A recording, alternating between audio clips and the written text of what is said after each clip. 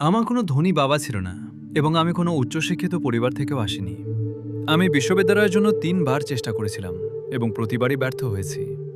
শেষবারের মতো আমি একটি টিচার্স কলেজে ভর্তি হই, যেটিকে আমার শহরের ৩য় বা ৪র্থ শ্রেণীর কলেজ হিসেবে গণ্য করা হতো। কিন্তু আমার মনে হয় এটিই আমার দেখা সেরা বিশ্ববিদ্যালয় ছিল, হার্ভার্ড বা ওয়াটনের চেয়েও ভালো। আমি হার্ভার্ডে ১০ বার আবেদন করেছিলাম এবং প্রতিবারই ব্যর্থ হয়েছি। তারা আমার মুখও দেখতে চায়নি। এটা খুবই ভয়াবহ ছিল। আমি মনে করি এটাই সাধারণ জীবন। ওই সময়টা খুবই কঠিন ছিল এবং আমি প্রচণ্ড হতাশ ছিলাম। কারণ আমি যখন বিশ্ববিদ্যালয়ে পড়াতাম তখন আমার মাসিক বেতন ছিল মাত্র $10।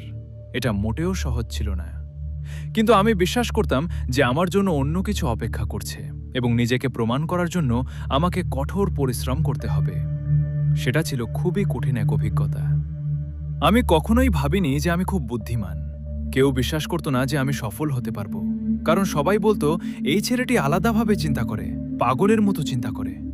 তারা এমন কিছু ভাবতো যা কখনো কাজ করবে না এবং কেউ এতে একমত হতো না। কিন্তু আমি এটি বিশ্বাস করেছিলাম, কারণ ১৯৯৪ সালে যখন আমি মার্কিন যুক্তরাষ্ট্রে যাই তখন আমি প্রথম কম্পিউটার দেখি। আমি ভেবেছিলাম এই জিনিসটি অনেক বড় কিছু হতে পারে।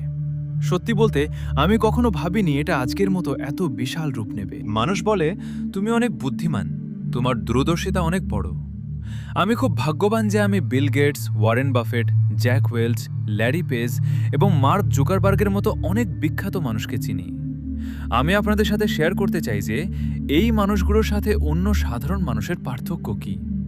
তারা সবসময় ভবিষ্যতের ব্যাপারে ইতিবাচক বা আশাবাদী থাকে। তারা কখনোই কোনো অভিযোগ করে না। তারা সবসময় অন্যদের সমস্যা সমাধান করার চেষ্টা করে। আমি মনে করি সুযোগ কোথায় থাকে? সুযোগ সবসময় সেই জায়গাতেই থাকে যেখানে মানুষ বেশি অভিযোগ করে। কিছু মানুষ শুধু বসে বসে অভিযোগ করে। আপনি যদি ভাবেন যে আমি এই অভিযোগটির সমাধান করতে পারি, তবে সেটাই আপনার জন্য সুযোগ। কারণ যখন সবাই কোনো বিষয়ে একমত হয় তখন সেই সুযোগটি আপনার হবে কেন? যেহেতু অনেক মানুষ এর সাথে একমত নয়, তাই আপনি এটি নিয়ে গভীরভাবে চিন্তা করুন এবং একসাথে কাজ করার জন্য একটি দল তৈরি করুন। নিশ্চিত করুন যে আপনার সাথে যারা কাজ করছে তারা যেন এই স্বপ্নটিকে বিশ্বাস করে।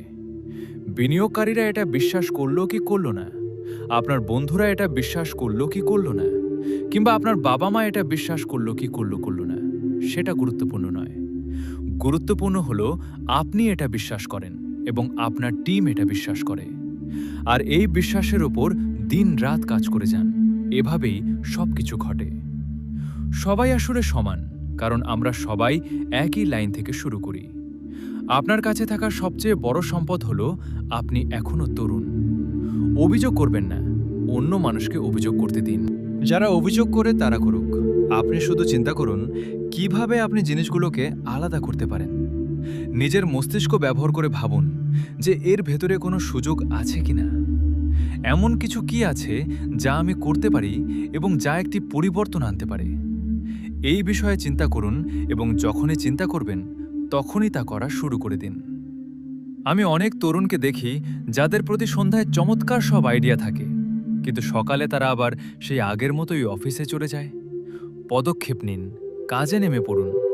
প্রত্যেকটি মানুষের জন্য আগামীকালও একটি নতুন দিন। আপনাকে অনেক কঠোর পরিশ্রম করতে হবে। হয় অন্যের জন্য কাজ করুন, না হয় নিজের জন্য কাজ করুন।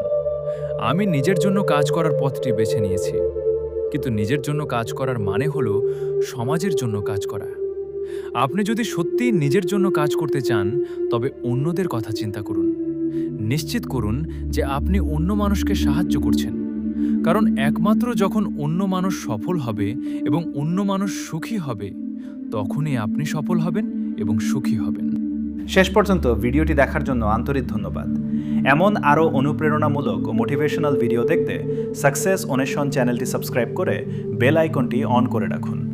ভিডিওটি ভালো লাগলে একটি লাইক দিন, আপনার মতামত কমেন্টে জানান, আর প্রিয়জনদের সঙ্গে শেয়ার করতে ভুলবেন না।